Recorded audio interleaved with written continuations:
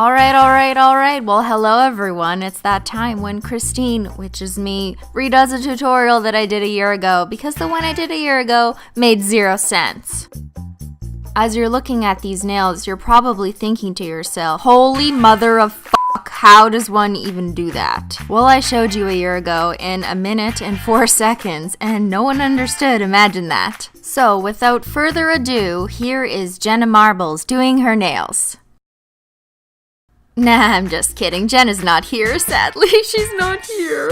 I used a whole bunch of colors from the rainbow, and I'm not gonna name them all because I can't remember. Holy shit, look how not yellow my nails were a year ago. Clearly, I was a beginner back then and didn't do my nails often enough. Now I'm a seasoned nail artist, and I do my nails so often that they're as yellow as the sun.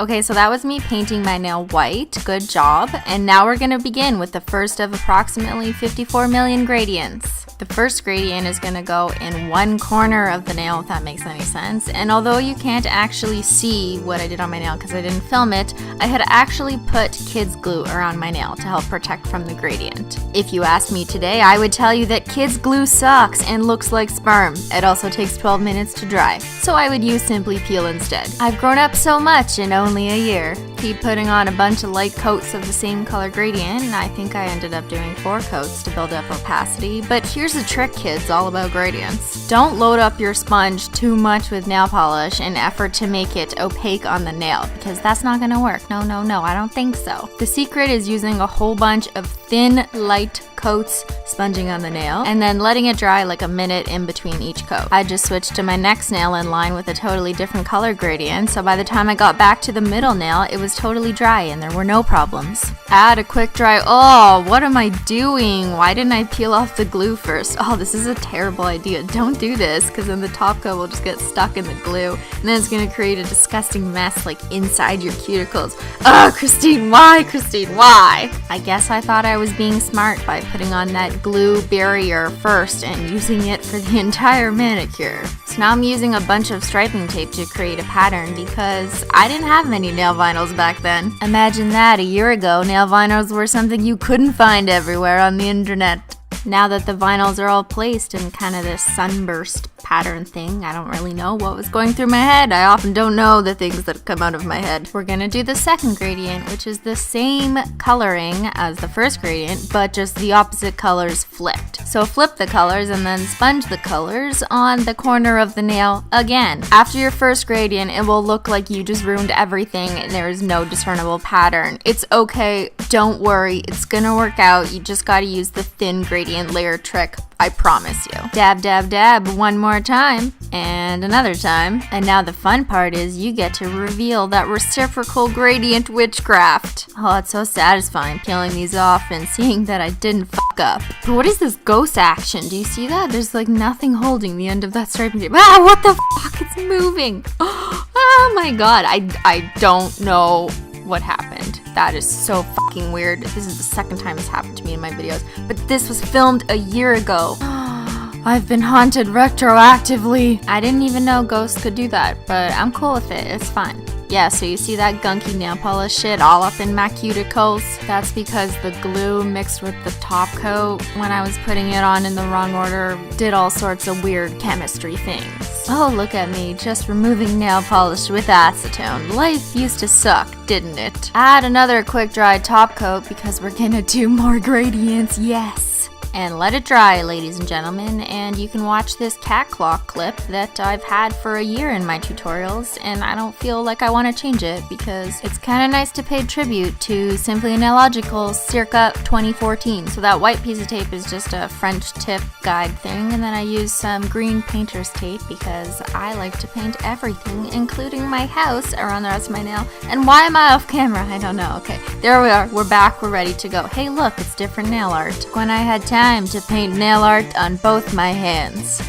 Alright, now that your nail is wrapped up like a cocoon, we can go start adding gradient 1, 2, 3. That's right, gradient number 3. Here we go. Now this gradient color order should be the same as the color order from gradient number 1 because it's going to be a scaled gradient. This is like part 2 of the reciprocal scaled gradient, and I'm making no sense. And the point of this tutorial was to make this tutorial make sense. A long time ago, I made a post on my blog, simplynailogical.com, called the Gradient Guide, and there were some pictures that help explain this, or don't help explain this, one or the other. But I thought at the time of writing it that it made a lot of sense, so you should go check it out if this isn't making any sense, in hopes that my blog post will actually make sense to you.